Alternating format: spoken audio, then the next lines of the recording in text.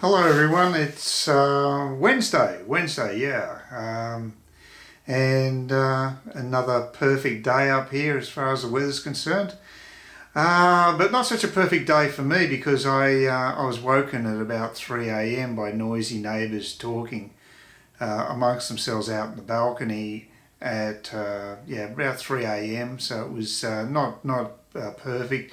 Then at around 4 o'clock they decided to start playing some music. Luckily it only lasted about half an hour, but there's no way I could have got any sleep between 4 and 5. It's amazing how inconsiderate some people are of their neighbours.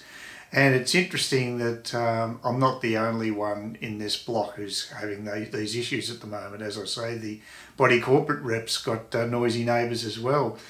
And today I was determined to actually pass this on because I thought it's just ridiculous. Starting to play music between 4 and 5 a.m. is just absurd. These people are nocturnal. They don't seem to have any consideration for people who live a normal lifestyle.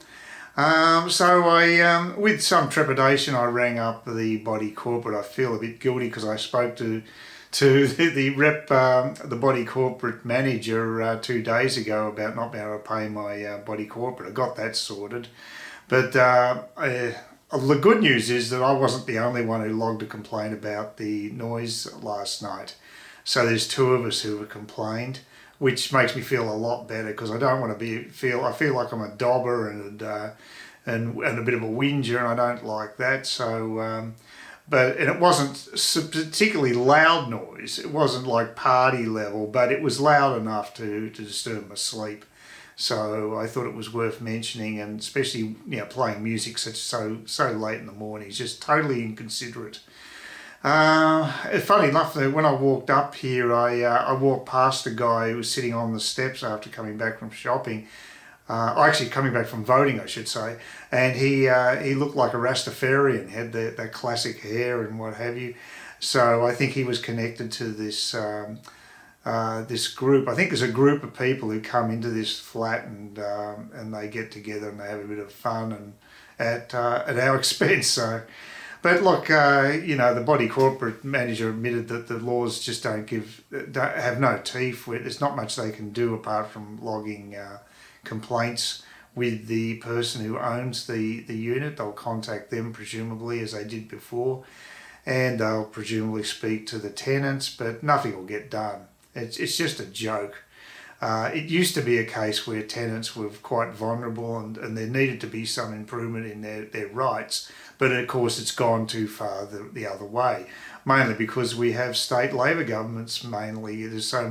On a state level, Labor seems to get into power a lot more than they do on a federal basis, probably because they don't have to look after the overall economy. That's one of the big reasons.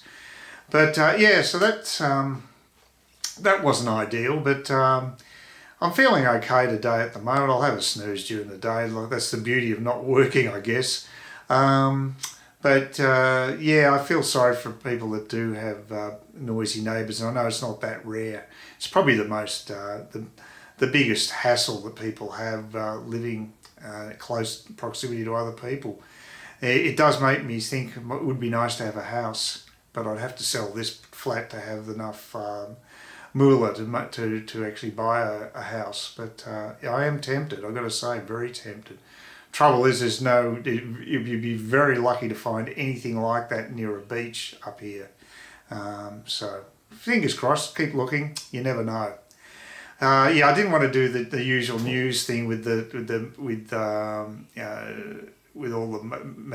the clips from the newspapers online and whatever. It takes a hell of a lot of time to do editing. And people like Tim Poole, they do a little bit of that, but not much. They basically just talk to camera. It's a hell of a lot easier because it does take a bit of editing time to do one of my standard videos, probably close to 2 hours.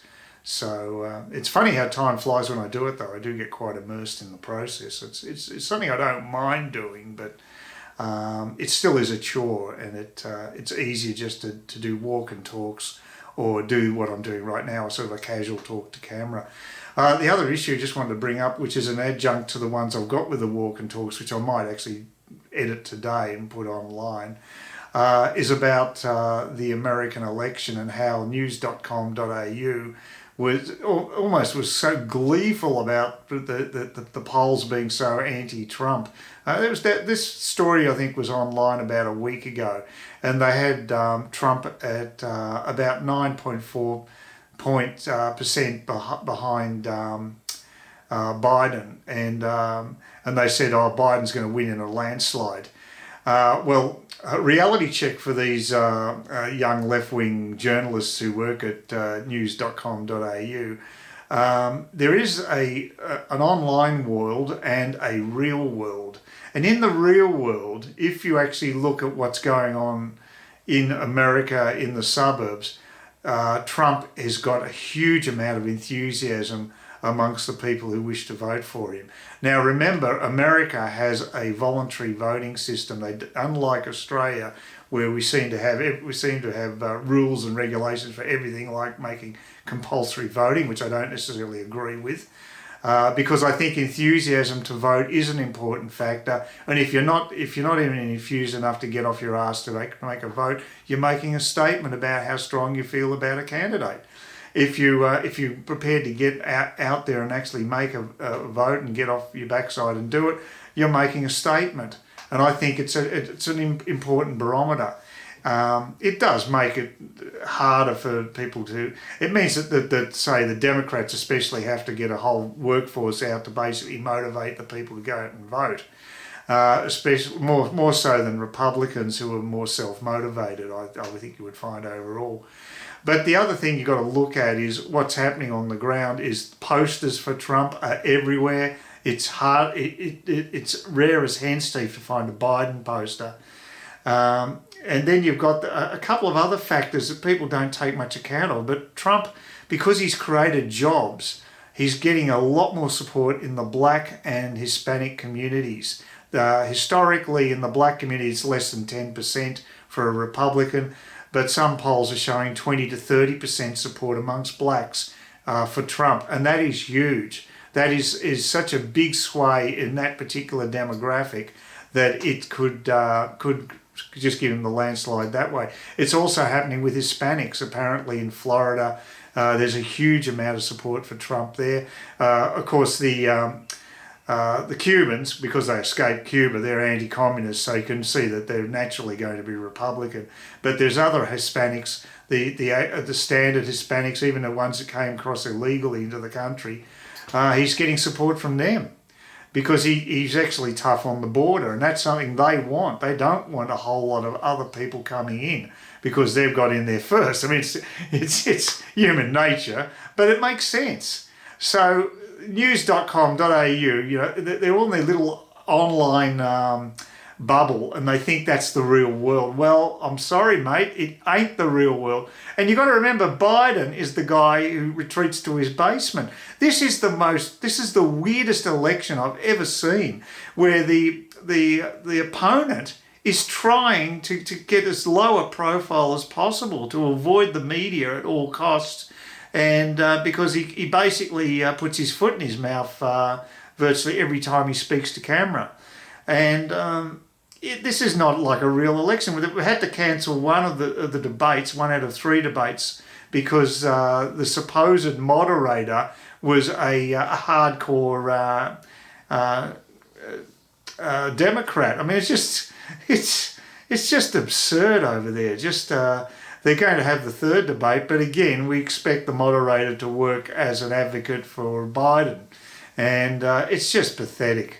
So Trump rejected the second one because it was actually they wanted to do it as an online debate, a cyber debate, and he said no way I'm going to do that, presumably because he had coronavirus. It's just crazy stuff. So look, if you look at all the facts, and actually there's another one with about the primaries, who wins the primary decisively has been the most accurate barometer of who's going to win the election, and they have basically given Trump a 95% chance of winning. Because, look, I think he's in a much stronger position than 2016. I think that the Democrat ticket is incredibly unattractive. Biden, with the senility and the lack of competence in the job. And then you've got Kamala Harris, and she's just well, I used the B word. I think you know what I'm referring to. She's not a nice person. And actually she alienates black votes because she's thrown a lot of blacks into jail on fairly minor drug possession charges. So, you know, just because she's a woman of colour doesn't mean she's going to get that demographic vote. So it's a lot of BS in politics, and like there is in the world in general. So that, look, as far as I'm concerned, I'm very happy that I put $60 on Trump to win at 3-1. I think it's a doddle. I think I'll be collecting $180. But, you know, anything can happen in politics, but it'll have to be an amazing 180 for this to change, because the polls, even the corrupt polls, which no one believes anyway, they're turning now towards Trump. And we know that there's a shy voter syndrome amongst Republicans and Conservatives in Australia as well, where we just won't even fess up to actually voting for those candidates when we're asked by a pollster. So the polls are a joke. They don't mean anything. They just they might give a level of support amongst leftists, but they don't actually include what a true conservative thinks. So I'm sorry, news.com.au. In my opinion, it's a huge fail, this article that you put online. It just shows your own inherent bias and how much you want Biden to win. But I'm afraid reality's going to bite you in the backside early November, and Trump will win in a historic landslide, which could be unprecedented. That is my prediction, and I'm sticking with it. Anyway, look, I hope you're all well. Please give me thumbs up, thumbs down, comments, and subscriptions if you possibly could. That would be great. Have a great day. Hope it's as sunny where you are as it is here. And oh, by the way, I did vote yesterday, and the pushiest person was a Green, trying to give how to vote cards.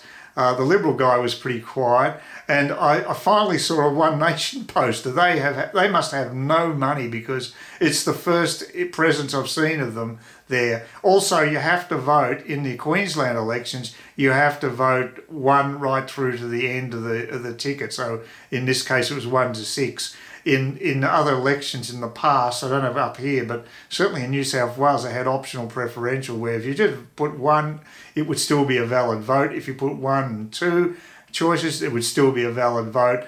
But unfortunately, we've got this ridiculous old-fashioned system where you have to mark all the boxes, which just means there's going to be more informal votes, which I think stinks. I think it's ridiculous. But anyway, that's my final comment for the day. Enjoy yourselves.